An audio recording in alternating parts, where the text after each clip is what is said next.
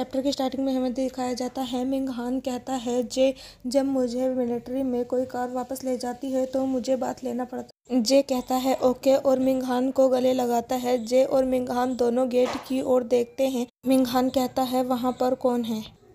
हमें दिखाया जाता है कि वहाँ पर वांगशु आया होता है। जे कहता है मैं डोर को लॉक्ड करना भूल गया। वहाँ पर वांगशु खड़ा होता है। यह सुनकर तो मिंगहान का गुस्सा हाई लेवल का हो जाता है और वह कहता है मैं तुम्हें नहीं छोड़ूंगा और वहाँ से जाने लगता है। जे कहता है व्हाट आर यू डूइंग, तुम कहाँ जा रहे हो, अभी हमारा ओवर नहीं हुआ है, ख़त्म नहीं हुआ है, रुको।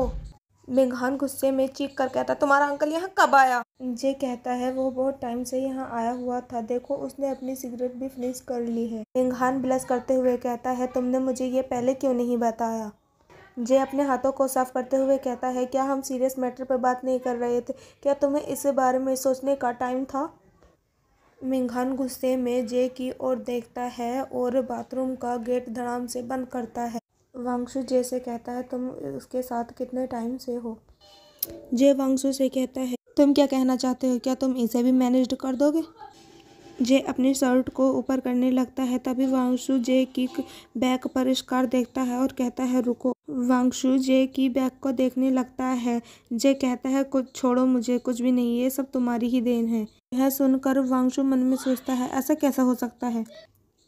जे वांगशु का हाथ झटकते हुए कहता है तुमने जो कहना था वो कह दिया।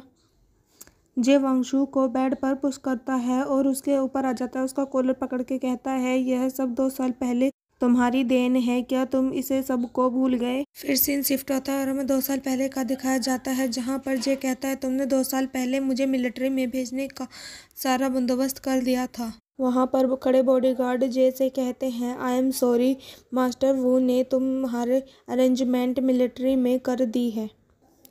उन्होंने कहा कि तुम्हारी भलाई इसी में है और उन्होंने हाल ही में शादी कर ली है। हमें एक लेडी दिखाई जाती है जिसका नाम जियांग यूजेन होता है। ये झांगताई ग्रुप के बोर्ड ऑफ डायरेक्टर होती हैं और यही झांगताई की मिस्ट्रेस होती हैं। यूजेन वांगशु से कहती है तुम्हें मेरे ऑर्डर को फॉलो करना होगा और वो फैमिली को आगे बढ़ाना होगा और अपने 13 ईयर के रिलेशनशिप को ख़त्म करके हमें एक ग्रैंड चाइल्ड देना होगा। शादी होने के बाद झांग की आधी प्रॉपर्टी वांगशु को दे दी गई। सब जगह यह न्यूज़ फैल जाती है कि झांग यूजेन और अडॉप्टेड सन में से कौन पावरफुल बनेगा और यह सारी प्रॉपर्टी किसके हाथ में आएगी। फिर सीन शिफ्ट होता है और हमें प्रेजेंट का दिखाया जाता है जहां पर जे कहता है वांगशु मैं तुम पर विश्वास कैसे करूं। जे वांगशु से कहता है मैं तुम्हें सलाह देता हूं कि तुम अच्छे चाचा होने का दिखावा बंद करो और मेरे मामलों से दूर रहो। मेरी चिंता करने की तुम्हें कोई ज़रूरत नहीं है, चलो तो फिर ठीक है यहाँ से जाओ।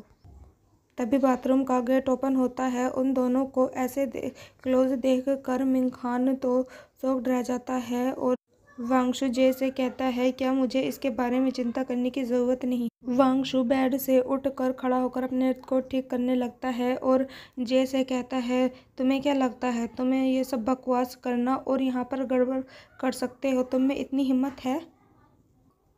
यह सब कहकर वांगशु वहाँ से चला जाता है। मिंगहान जेलसी टोन में कहता है तुमने अभी क्या। जे कहता है कुछ भी नहीं, नथिंग।